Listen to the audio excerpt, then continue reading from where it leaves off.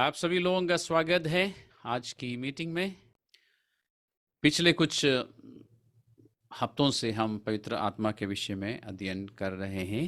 पिछले सेशन में मैंने आपको बताया था कि पवित्र आत्मा हमें सामर्थ्य देता है ताकि हम प्रभु यीशु मसीह के एक प्रभावशाली गवाह हो।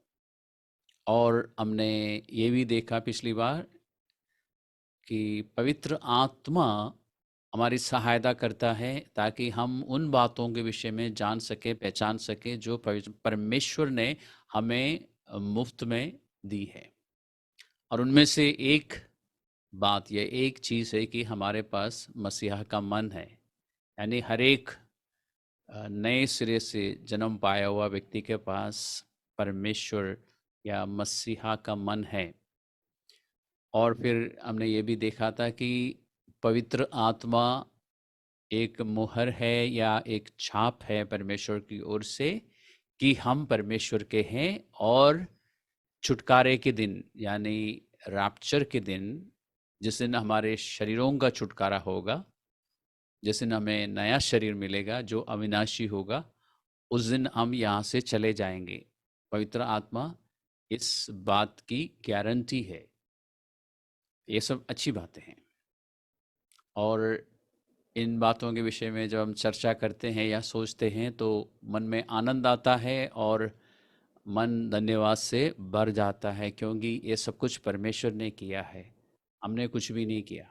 हमने सिर्फ परमेश्वर की बातों पर विश्वास किया या यीशु मसीह ने जो काम हमारे लिए किया था उसको हमने ग्रहण किया, और ग्रहण करने के द्वारा ये सब कुछ हमें मुफ्त में मिला है। आज हम पवित्र आत्मा का इस टॉपिक को समाप्त करेंगे फिलहाल। और पवित्र आत्मा को लेके और भी बहुत सारी बातें हैं जो हमें सीखनी चाहिए, लेकिन मैं समझता हूँ कि जो कुछ हमने सीखा है उससे हम उन सारी बातों को हम प्रैक्टिस करते हैं, और कुछ समय अच्छी तरह प्रैक्टिस करने के बाद हम फिर और बातों को सीखेंगे, और उसके बाद सीखना ज़्यादा अच्छा भी रहेगा हमारे लिए। आज हम चलते हैं इफिसियों की पत्री का 4था अध्याय में। पिछली बार शायद मैंने आपको कहा था कि हम 4था अध्याय से अध्ययन करेंगे, तो वहां चलते हैं। Ephesians chapter 4। पवित्र आत्मा के विषय में जो कुछ हमने अभी तक सीखा है वो सब कुछ गंभीर बातें हैं, और आज जो हम सीखने जा रहे हैं वो भी गंभीर बात है। यानी पवित्र आत्मा की सारी बातें गंभीरता के साथ लेने वाली है।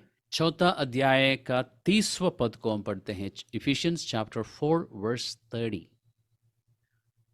यहां पे लिखा है, परमेश्वर के पवित्र आत्मा को शोहित मत करो जिसे तुम पर छुटकारे के दिन के लिए छाप दी गई है। आमतौर पर हम पवित्र आत्मा के विषय में बात करते हैं तो पवित्र आत्मा के वरदानों के विषय में बात करना पसंद करते हैं। यानी हम उन वरदानों पर ध्यान देते हैं, उन वरदानों में चलना पसंद करते हैं। और वो गलत नहीं है, क्योंकि परमेश्वर स्वयं हमसे कहता है कि आत्मिक वरदानों के धुन में रहो, इसलिए वो गलत नहीं है। लेकिन उसी परमेश्वर ने कहा है कि पवित्र आत्मा को शोकित मत करना, दुखी मत करना। इसलिए जितने जोश के साथ और जितने हम पवित्र आत्मा के वरदानों को लेके धुन में रहते हैं, उतना ही हमें ध्यान रखना चाहिए कि हम किसी भी रीति से पवित्र आत्मा को शोकित ना करें। हम इसलिए आज इस बात पर जो पवित्र आत्मा स्वयं हमसे कह रहा है पौलुस के द्वारा इफिसियों की पत्री में कि हम पवित्र आत्मा को शोकित ना करें, उस बात पर हम ध्यान देते हैं। कुछ इंग्लिश के वर्जन्स में, जैसे कि न्यू लिविंग ट्रांसलेशन है, उसमें लिखा है कि और अपने जीवन के द्वारा परमेश्वर के पवित्र आत्मा को दुख ना पहुंचाना। मैंने यूनानी बाइबल में इस बारे में जांच किया है, और यूनानी में ये शब्द नहीं है अपने जीवन के द्वारा। लेकिन संदर्भ में देखा जाए तो पता लगता है कि ऐसा ही मतलब है। यानी इन शब्दों में यूनानी में लिखा नहीं है, लेकिन हम कह सकते हैं कि यही अर्थ निकलता है। यानी परमेश्वर हमसे कह रहा है कि हम अपने चाल चलन से या अपने जीवन के द्वारा परमेश्वर के पवित्र आत्मा को दुख ना पहुंचाएं। और आपने शायद ध्यान दिया होगा, यहां पर परमेश्वर एक बात पर जोर दे के लिखवाया है कि परमेश्वर के पवित्र आत्मा, सिर्फ पवित्र आत्मा नहीं लिखवाया। यानी परमेश्वर चाहता है कि हम इस बात को ना भूल जाएं, जिस पवित्र आत्मा के विषय में हम बात कर रहे हैं। और कई बार हम यूं ही कहते हैं कि पवित्र आत्मा ने मुझे बताया, पवित्र आत्मा ने ये बोला। हम ये भूल ना जाए कि ये परमेश्वर है, ये परमेश्वर का अपना आत्मा है। तो इसलिए जब भी हम पवित्र आत्मा का नाम लेके कुछ बात करते हैं, हमें सीरियसली बात करनी चाहिए, हमें गंभीरता के साथ बात करनी चाहिए, और हमें पक्का मालूम होना चाहिए कि ये पवित्र आत्मा ही है।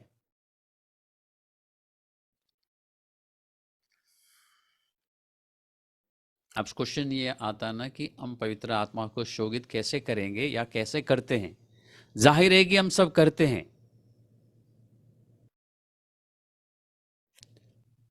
हम 17वें पद से पढ़ना शुरू करते हैं, 4वां अध्याय का, क्योंकि 4वां अध्याय का 17वें पद में पौलुस एक बात कहता है। यानी मैं कहता हूं पवित्र आत्मा एक बात कहता है।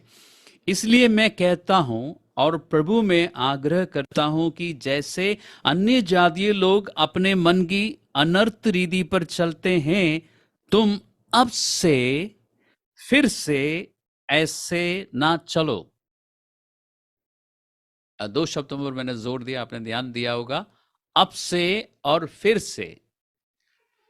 इसका मतलब जिस तरह अन्य जातीय लोग अपने अनर्थ रीति पर चलते रहे हैं और आज भी चलते हैं, हम भी चलते थे, लेकिन अब से नहीं चलना चाहिए और फिर से नहीं चलना चाहिए। एक समय हम भी अन्य जातीय लोग थे, अब नहीं है। अब हम प्रभु यीशु मसीह की कलीसिया के अंग है या प्रभु की देह के अंग है। अब हम अन्य जातीय नहीं है, लेकिन जब हम थे अन्य जातीय लोग, उस समय हम अनर्थ रीति पर चलते थे। अब से नहीं चलेंगे। कब से? उस समय से नहीं चलना चाहिए था जब से हमने यीशु मसीह को ग्रहण किया, लेकिन उस बारे में चर्चा नहीं करते हुए अब जब से हम ये पढ़ रहे हैं, यानी आज से हम नहीं चलेंगे और फिर से नहीं चलेंगे। पहले हम चलते रहे हैं। प्रभु में आने के बाद की बात कह रहा हूं। जिनको ये पत्री लिखी गई है उनसे भी यही बात कही गई है कि अब से ना चलो, क्योंकि तुम विश्वास में आए हो, नए सिरे से जन्म पाए हो, परमेश्वर की संतान हो, लेकिन फिर भी पहले की तरह चाल चल रहे हो। अब से मत चलो जैसे अन्य जातीय लोग आज भी चलते हैं। ध्यान देने वाली बात यह है कि चाहे आपको ये बात अच्छी लगे या बुरी लगे, आपके इर्द गिर्द जो अन्य जातीय लोग हैं, उन्होंने अपने हृदय को कठोर किया है परमेश्वर के प्रति या परमेश्वर के विरुद्ध, और उनके मन में अंधकार है। ये कठोर बातें हैं, लेकिन ये सच्चाई है। जितनों ने अभी तक यीशु मसीह पर विश्वास नहीं किया, विशेष करके जिन्होंने सुसमाचार सुना है लेकिन विश्वास नहीं किया, लेकिन वे लोग भी जिन्होंने अभी नहीं सुना, उनका मन अभी परमेश्वर के प्रति कठोर है और उनके मन में अंधकार है। इस बात को जितने जल्दी हम मानेंगे उतना जल्दी हमारे लिए आसान होगा इस बात को समझना कि हमें उनकी तरह नहीं चलना है। जो लोग अंधकार में हैं, जिनका मन कठोर है, वो अपने अनर्थ रीति पर चलते हैं। हम उनके साथ बराबरी करने की कोशिश ना करें। हमारे चाल चलन अलग होना चाहिए। और 17 पद में से आगे बढ़ के 17 पद से आगे बढ़ के हम चलते हैं 22वें पद में। और ये जो बातें मैं बता रहा हूं सब कुछ इसमें है। पौलुस या पवित्र आत्मा कहता है कि तुम पिछले चाल, तो इसका मतलब अगर हम अन्य जातियों की तरह उन अनर्थ रीति पर चल रहे हैं तो पवित्र आत्मा शोकित हो जाता है। अगर हम परमेश्वर के प्रति अपने मन को कठोर करके रखते हैं तो हम पवित्र आत्मा को शोकित करते हैं, क्योंकि पवित्र आत्मा हमें छोड़ के नहीं जाता, वो हमेशा हमेशा हमारे साथ है। उस पवित्र आत्मा को हम शोकित करते हैं, दुखी करते हैं, दुख पहुंचाते हैं। हम चलते हैं 22वें पद में।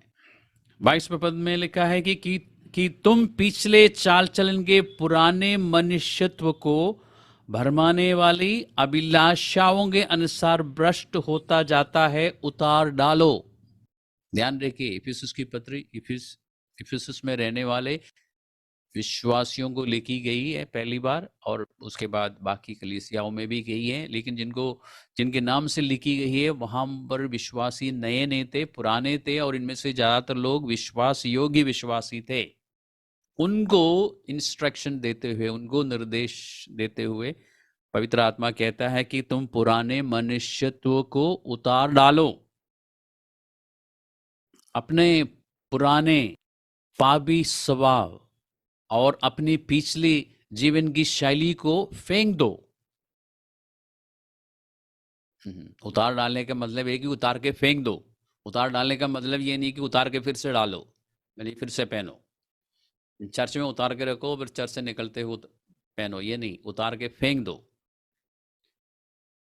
क्योंकि वो पुराना मनुष्यत्व जो है हमारी बुरी अभिलाषाओं, हमारी लालसाओं के कारण धोखे में भ्रष्ट हो गई है। हमारा पुराना स्वभाव भ्रष्ट हो गया है, हमारे पुरानी चाल चलन या जीवन की जो शैली है वो भ्रष्ट हो चुकी है, उसमें नहीं चलना चाहिए। अगर हम चलते रहेंगे तो पवित्र आत्मा शोकित रहेगा, हमें छोड़ के नहीं जाएगा, लेकिन हम पवित्र आत्मा को दुखी करेंगे।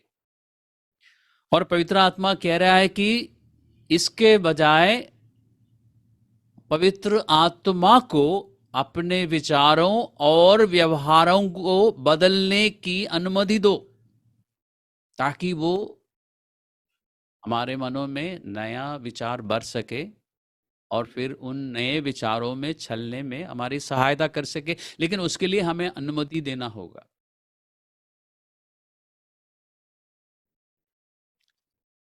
तो अगर हम अन्य जातियों के समान चलते रहेंगे तो पवित्र आत्मा शोकित रहेगा, दुखी रहेगा, हम पवित्र आत्मा को दुख पहुंचाएंगे, दर्द पहुंचाएंगे। अगर हम वचन के अनुसार नई जीवन की जो नई रीति है उसमें चलते रहेंगे तो पवित्र आत्मा शोकित नहीं होगा हमारी वजह से, या मैं कहूँ मेरी वजह से पवित्र आत्मा शोकित नहीं होगा। कुछ उदाहरण बाइबल में है, हम उन बातों पर गौर करेंगे जिनसे पवित्र आत्मा शोकित होता है। लेकिन ध्यान रखना, ये जो लिस्ट है, ये जो सूची है, वो ये कंप्लीट नहीं है। कुछ बातें उदाहरण के लिए दी गई है ताकि हमें समझ आए, और भी बहुत सारी बातें हैं। अब चलते हैं 25वें पद को देखते हैं। इस कारण झूठ बोलना छोड़कर हरेक अपने पड़ोसी से सच बोले, क्योंकि हम आपस में एक दूसरे के अंग हैं। यदि विश्वासी लोग झूठ बोलते हैं तो पवित्र आत्मा शोकित हो जाता है, विशेष करके जब विश्वासी लोग आपस में झूठ बोलते हैं। यहाँ में जो पड़ोसी लिखा है, ये आपके घर के, आपके फ्लैट के सामने वाले फ्लैट या आपके घर के सामने वाले घर में रहने वालों के लिए नहीं लिखा है, ये विश्वासियों के लिए लिखा है, क्योंकि हम एक दूसरे के अंग हैं। जैसे शरीर में अलग अलग अंग होते हैं, एक दूसरे के पड़ोसी है ना वो, वैसे हम मसीह देह के अंग है, पड़ोसी है। हम एक दूसरे से झूठ ना बोले, हमेशा सच बोलें। हम चापलूसी की बातें ना करें, हमेशा सच बोलें। अगर हम तारीफ करते हैं किसी की तो वो सच्चाई में होनी चाहिए, झूठी तारीफ नहीं होनी चाहिए। क्योंकि जब हम झूठ बोलते हैं तो पवित्र आत्मा शोकित हो जाता है।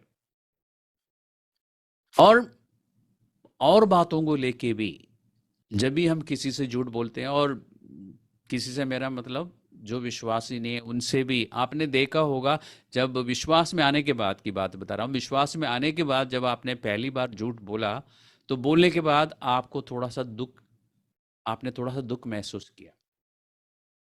आपने चुभन महसूस किया कि मैंने झूठ बोला। और इसी तरह पवित्र आत्मा भी दुख महसूस करता है जब आप झूठ बोलते हैं। लेकिन आपने ये भी देखा है उसके बाद कि बार बार, क्योंकि आप झूठ बोलते रहे, पहली बार जब विश्वास में आने के बाद, बात की बात बता रहा हूँ, पहली बार आपने झूठ बोला, आपको बुरा लगा, 1-2 दिन तक आपको बुरा लगा कि मैंने झूठ बोला। लेकिन उसके बाद दूसरी बार भी आपने झूठ बोला, तीसरी बार भी बोला, फिर आप बोलते गए, फिर आपको कभी बुरा नहीं लगा।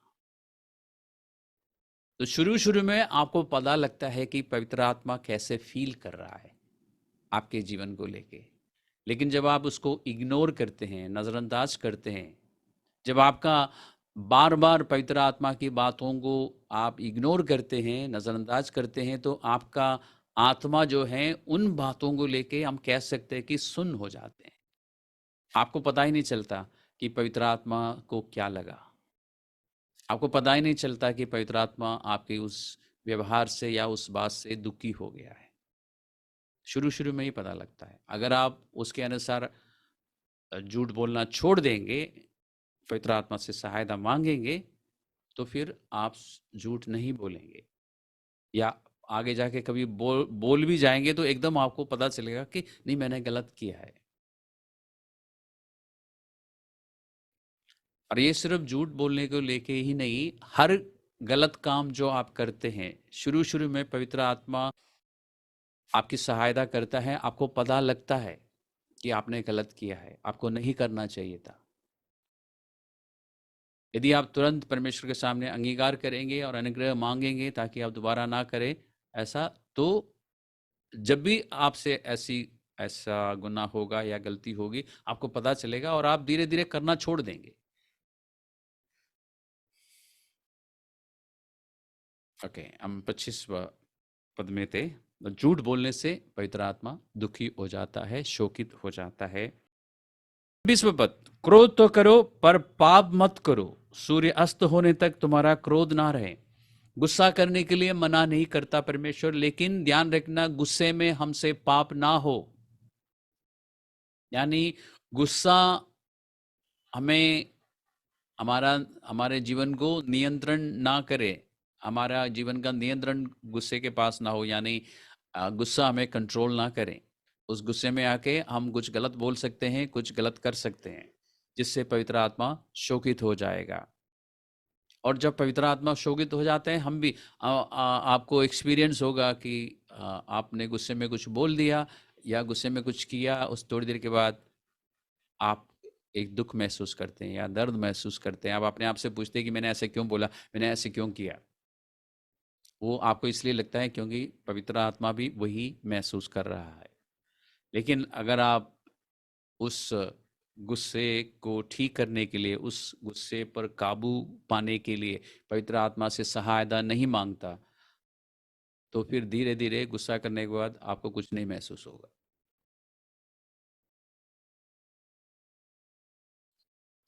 तो झूठ बोलने से, गुस्से में पाप करने से पवित्र आत्मा शोकित हो जाता है। 27वां पद, और शैतान को अवसर ना दो, क्योंकि, तो इससे क्या पता लगता है, जब भी मैं और आप या में से कोई कोई भी शैतान को अपने जीवन में अवसर देता है, तब परमेश्वर का पवित्र आत्मा शोकित हो जाता है, दुखी हो जाता है। हम शैतान को अवसर कैसे देते हैं? हमारी बातों से नहीं, हमारे विचारों से पे और हमारी बातों से और हमारे व्यवहार से शैतान को अवसर देते हैं। जब भी हम वचन के विरुद्ध में कुछ सोचते हैं, शैतान को अवसर मिल जाता है। उसके बाद लिखा है 28वें पद में, इसी 28वें पद में, चोरी करने वाला फिर चोरी ना करे, वरन भले काम करने में अपने हाथों से परिश्रम करे, इसलिए कि जिसको प्रयोजन हो उसे देने के लिए उसके पास हो।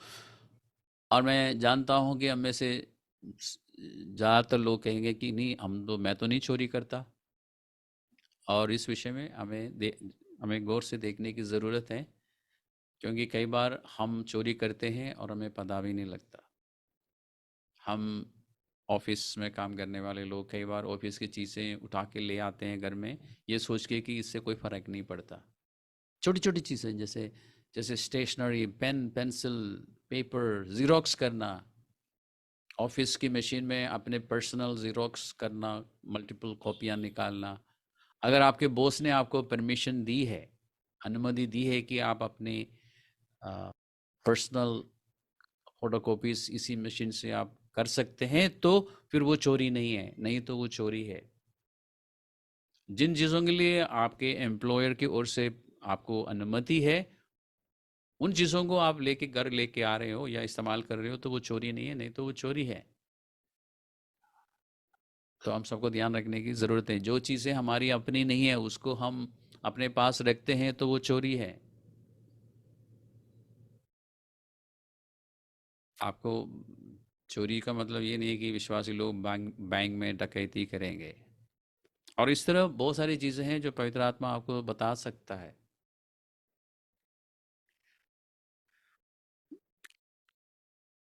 तो चोरी करने वाला चोरी ना करे। ओके, चोरी करने से पवित्र आत्मा दुखी हो जाता है। इसके बाद 29वें पद में क्या लिखा है? कोई गंदी बात तुम्हारे मुंह से ना निकले, पर आवश्यकता के अनुसार वही निकले जो उन्नति के लिए उत्तम हो, ताकि उससे सुनने वालों पर अनुग्रह हो। तो हमारे मुंह से कोई भी ऐसी बात निकलनी नहीं चाहिए जिससे सुनने वालों को प्रयोजन ना हो, फायदा ना हो, और जिससे सुनने वालों को उन्नति ना मिले। इसका मतलब जब जब हम किसी से बात करते हैं या दूसरे लोगों के बीच में बैठ के बात करते हैं, हमें ध्यान देने की जरूरत है, और हमें पता चल जाता है, शुरू शुरू में हमें पता चल जाता है कि हम गलत बातें बोल रहे हैं। अगर उसी समय हम ध्यान करेंगे, क्योंकि हमें पता लगता है कि मैंने गलत बोला, मुझे बोलना नहीं चाहिए था, उसी समय अगर हम उस बात पर ध्यान करेंगे और पवित्र आत्मा से सहायता मांगेंगे, तो हम दोबारा नहीं करेंगे। नहीं तो हम गलत बातें, गंदी बातें बोलते रहेंगे, और पवित्र आत्मा फिर हमें पता नहीं चलेगा कि पवित्र आत्मा को दुख हो रहा है। शुरू शुरू में हमें पता लगता है। दो बातें इसमें कही है कि सुनने वालों को उन्नति मिलनी चाहिए, सुनने वालों को प्रयोजन होना चाहिए। तो हमारे मुंह से ऐसी बातें हमें निकालनी चाहिए जिससे सुनने वाले को उन्नति मिले, वो प्रभु में और स्ट्रांग हो जाए, मजबूत हो जाए। किसी को गिराने के लिए हम बात नहीं करेंगे। और जब हम ऐसा करते हैं तो पवित्र आत्मा दुखी हो जाता है। और क्या लिखा है 31वें पद में? सब प्रकार की कड़वाहट और प्रकोप और क्रोध और कलह और निंदा और भेदभाव समेत तुमसे दूर की जाए। हमारे मन से कड़वाहट, नफरत, दुश्मनी, दूसरों की हमेशा गलती निकालना, ये सब कुछ, या दूसरों को बदनाम करना, या मुंह से गालियां बकना, ये सब कुछ हमारे हमारे जीवन में नहीं होना चाहिए, क्योंकि इन सब बातों से पवित्र आत्मा दुखी हो जाता है। जब हम गॉसिप करते हैं, चुगली करते हैं, या दूसरों को बदनाम करते हैं, शुरू शुरू में हमें चुभन महसूस होता है, हमें पता लगता है कि नहीं करना चाहिए था। क्यों? क्योंकि पवित्र आत्मा को दुख दुख हो रहा है और हमें पता चल रहा है। लेकिन अगर हम करते जाएंगे, तो जैसे मैंने पहले कहा ना कि हमारी जो आत्मा है वो सुन्न हो जाएगी और हमें फिर पता नहीं लगेगा। उसके बाद एक और बात 32वें पद में, एक दूसरे पर कृपालु और करुणामय हो, और जैसे परमेश्वर ने मसीह में तुम्हारे अपराध क्षमा किए, वैसे ही तुम भी एक दूसरे के अपराध क्षमा करो। यदि हम माफ नहीं करते, जिस तरह परमेश्वर ने हमें माफ किया, तो हम क्या करते हैं? पवित्र आत्मा को शोकित करते हैं, पवित्र आत्मा को दुख पहुंचाते हैं। और जैसे मैंने आपको शुरुआत में कहा, ये लिस्ट कंप्लीट नहीं है। हमें माफ करना चाहिए, दूसरों पर दया करनी चाहिए, करुणा दिखानी चाहिए। और पवित्र आत्मा ने अपने ही बारे में हमें बताया कि पवित्र आत्मा को शोकित मत करो, परमेश्वर के पवित्र आत्मा को शोकित मत करो। ये बताने से पहले और बताने के बाद कुछ बातें हमें बताई ताकि हम इन बातों पर ध्यान करें। इन बातों पर अगर हम ध्यान करते रहेंगे तो बाकी बातों पर भी हम ध्यान करेंगे। कहने का मतलब है, अगर आप एक सेंटेंस में कहना चाहेंगे कि पवित्र आत्मा को हम कैसे शोकित ना कर सकते हैं, उसका जवाब है कि पुराना मनुष्यत्व को उतार के फेंकने से और नया मनुष्यत्व को पहनने से। नया मनुष्यत्व में ये सारी बातें हैं और पुराने मनुष्यत्व में वो सारी बातें हैं जिसकी हमने चर्चा की है, जिसके लिए हमें कहा गया कि नहीं करना। अगर आप इन सब बातों पर ध्यान करना शुरू करेंगे जिसकी हमने अभी चर्चा की है, तो आपकी अपनी आत्मा जो है इतनी इतनी सेंसिटिव रहेगी कि आपको पता चल जाएगा, आपको पता चलता रहेगा और आप किसी भी रीति से पवित्र आत्मा को शोकित नहीं करेंगे, दुख नहीं पहुंचाएंगे। इसका मतलब पवित्र आत्मा बहुत सेंसिटिव है।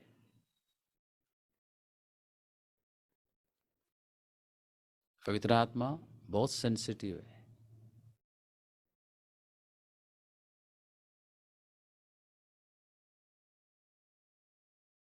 जो लोग शादीशुदा है, आपको मैं पुरुषों से कह रहा हूँ, आपको पता ना कि आप जब कुछ गलत बोलते तो आपकी पत्नी किस तरह मायूस हो जाती है।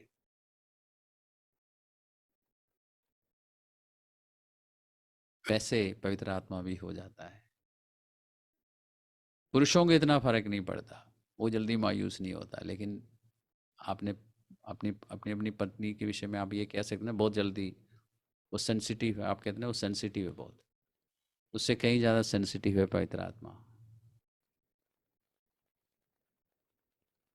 तो हमारे मुंह से निकलने वाली बातों पर हमें ध्यान देना चाहिए। उसके लिए वो ईजी हो जाएगा अगर आप अपने मन के विचारों पर ध्यान करेंगे, यानी अपने पुराने विचारों को परमेश्वर के वचन के अनुसार बदलते जाएंगे, तो आपके बात से, आपके मुंह से सही बातें निकलेगी जिससे दूसरों को उन्नति मिलेगी।